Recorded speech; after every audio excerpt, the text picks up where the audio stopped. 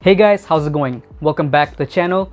And after years of anticipation and hyping up, AMD has finally unveiled their Ryzen 7000 series of desktop processors today morning actually at 4:30 a.m.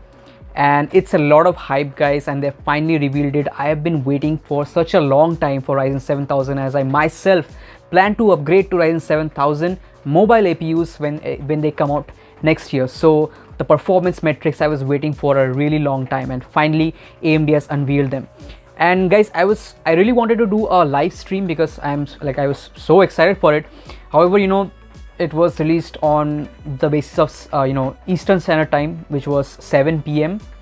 So that converted to a really odd time for us Indian folks. So yeah, couldn't do a live stream, so I'm making this video now. Actually, I'm making this video while I'm working. I got a little bit of a break, so making this video right now. I don't want to be too late to it. So yeah, let's get started. So AMD has touted good IPC uplifts, big single core performance jumps, and high clock speeds and all those things. But will it be enough for AMD to take on Intel's Raptor Lake coming out later this year?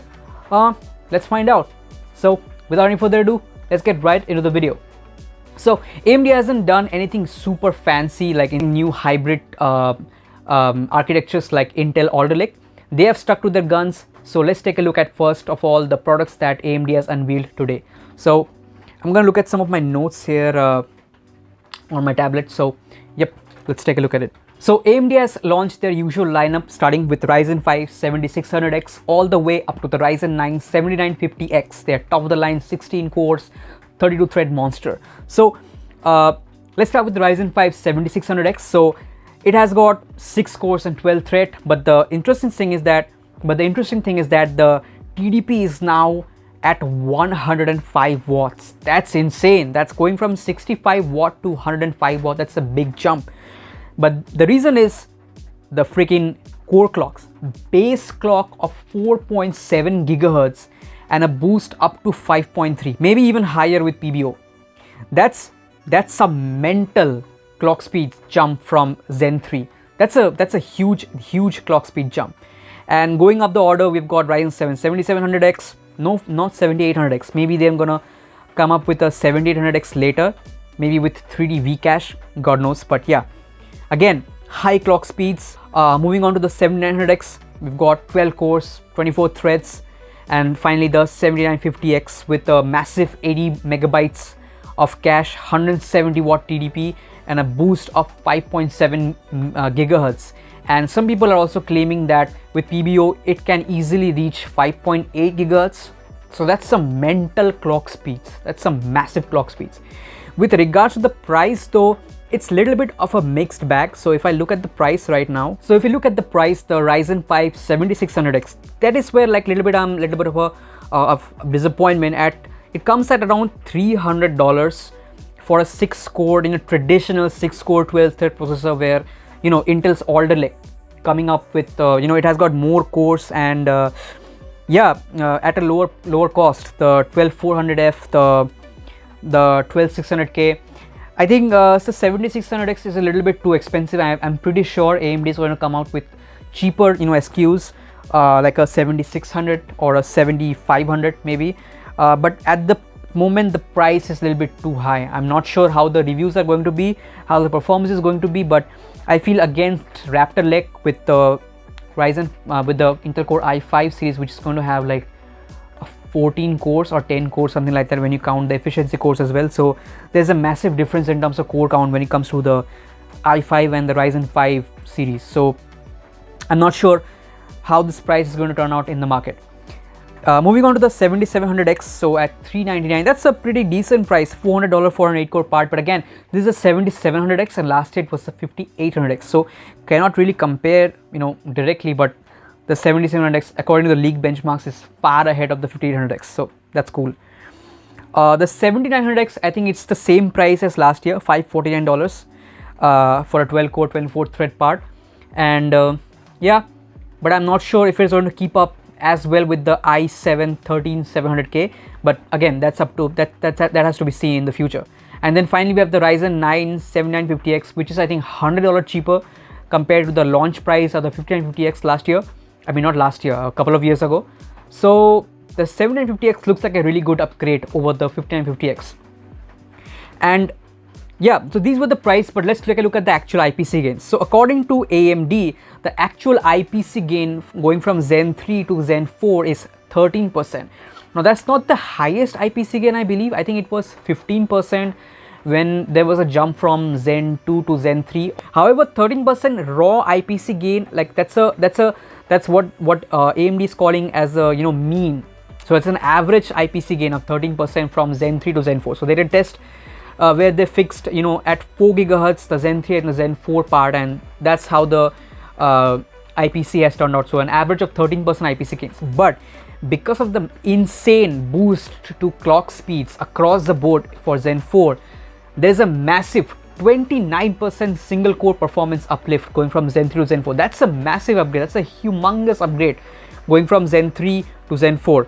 So yeah, coupled with raw IPC improvement and massively improved clock speeds, so Zen 4 has achieved a pretty big 29% of total single thread performance gains. So that's awesome. Again, they did show a lot of things that is contributing to the upgrades, like a new front end engine and a bunch of other improvements, like, and also they included the the AVX512 instruction set. They have added that to their existing x86 instruction set. That helps. Also the inclusion of DDR5. So Zen 4 will be operating on a new platform, as you already know, the AM5 platform, which only supports DDR5, so no DDR4. Also, it also brings PCIe Gen 5 support, and obviously the Ryzen 7000 series with Zen 4 has been made on TSMC's 5nm processing node. So that's an improvement again. So what is really interesting though, the improvement they showed, like they compared the Ryzen 9 7950X against the Ryzen 9 5950X, and in terms of gaming performance, there is a massive uplift in gaming performance. But I also was questioning, why are they comparing the 7950X against the 5950X? Because their fastest gaming CPU is actually the Ryzen 7 5800X 3D, the one with the 3D Vcache masala, So against the 5950X, the 7950X is showing quite good upgrades in terms of performance. They have shown just about a few benchmarks, like 4 games, and there is a decent boost to performance. What I really feel is that the 7950X is actually matching the 5800X 3D in terms of game performance. It's actually matching. Okay. However, what is really interesting is the creator performance, the compute performance, versus comparing the 7950X against the 5950X, we see a massive, approximately 42% average performance boost versus the last generation 5950X. So that's a big upgrade. I think this upgrade is big enough to actually match the Intel Core i9 13900K, which is supposed to have like 24 cores. So I think the boost that AMD has put, in terms of their higher core count parts, like the Ryzen 9 900X and the 5950X with 12 cores and 16 cores, I think those two parts will actually compete very well with the higher core count parts of the Intel 13 Gen Raptor Lake. Cannot say anything about the lower core count parts of the 8 cores and the 6 core parts, but at least the top end, the 12 core and the 16 cores, those are going to compete very well with Raptor Lake. They compared the 5950X against the the 12900K, and in terms of gaming performance, again the 7950X is beating the 1200K quite easily. I think even the 7600X can beat the 12900K in terms of gaming performance, because the single core performance is insane of Zen 4. However, what is really interesting is again the compute performance, the creator performance for the 7950X against that 1200K. You can see that's a massive improvement, like above 50% on average is the improvement for Zen 4 versus current Alder Lake. So I think such a massive upgrade, if you compare the Ryzen 9 7950X against the 13900K that is going to come, I think the 13900K and the 7950X will go toe to toe, will go neck to neck with each other.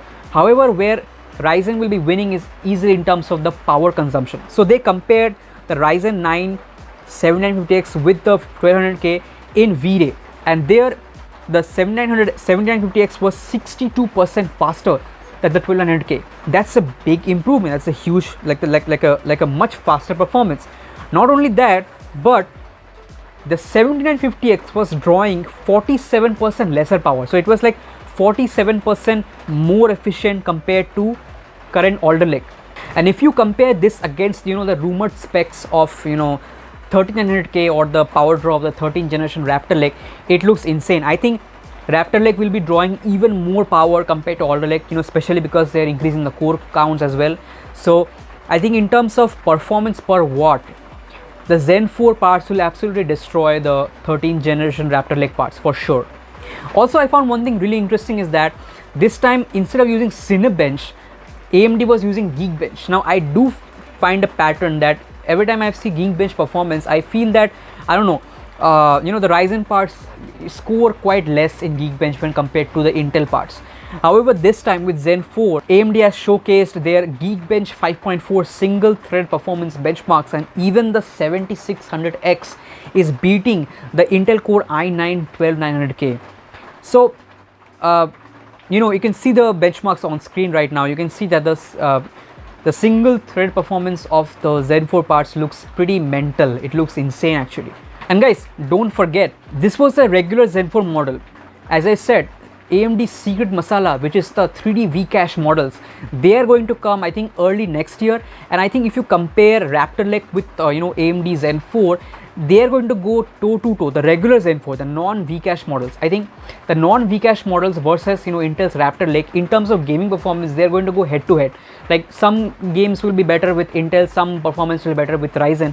However, as soon as the 3D V-Cache model comes out, I'm pretty sure that the Ryzen 7000 parts will absolutely destroy the Intel 13th generation Raptor Lake parts, the 3D V-Cache models. So that is something to be really excited about. And one more big advantage of AMD Zen 4 is basically the platform. So comparing Zen 4 versus Raptor Lake that is going to come, so Raptor Lake will be the end of the platform for the current platform that Intel is currently using, because from next year for Intel Meteor Lake, I think Meteor Lake will be using a completely new motherboard. However, Zen 4, AMD has announced the AM5 platform, and the AM5 platform is being promised to be supported up to actually beyond 2025. And this is something that we can trust with AMD. Their AM4 platform was released, I think, in 2017, and it supported Zen Plus, Zen 3, Zen 2, Zen 3, Zen 4. So that's 5 generations of processors on the same socket. So this is one big advantage with AM5 that is going to come, that people will have the incentive to jump into this platform, because this platform will have a really long longevity. So this is another advantage that currently Zen 4 is having against Raptor Lake. So I don't want to bore you with all the details. I'll show you some screenshots that that AMD has shown in their presentation, and Hardware Unbox has covered everything in detail. But I just want to come to one point about Ryzen 7000 versus Raptor Lake. Let's see. First of all, when we compare Ryzen 7000 with Alder Lake parts, it's clear that Zen 4 will be defeating Alder Lake for sure. Like with single core performance or multi-core performance will be like, let's say, matching, where Intel can really take advantage of the efficiency cores because of the more core count. But overall, in real world applications, I'm pretty sure Zen 4 has taken a sizable lead over Alder Lake at much lower power draw also. You have to remember this. However, when it comes to Raptor Lake that is coming out later this year, I think in terms of single core, I think Zen 4 and Raptor Lake would be head to head with each other. They would be fighting with each other.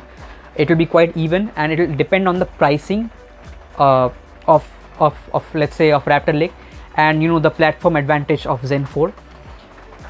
However, in terms of multi-core, I'm pretty sure Raptor Lake will be the champion, at least for the lower, like the Ryzen, like the i5 models or the i7 models, where the i7 and the i5 models will have significantly more threads than the Ryzen 5 and the Ryzen 7 models. So I feel in that section, the multi-core department, I'm keeping the i9 and the Ryzen 9 models separately, talking about the i7 and the i5 models versus the Ryzen 5 and the Ryzen 7 models.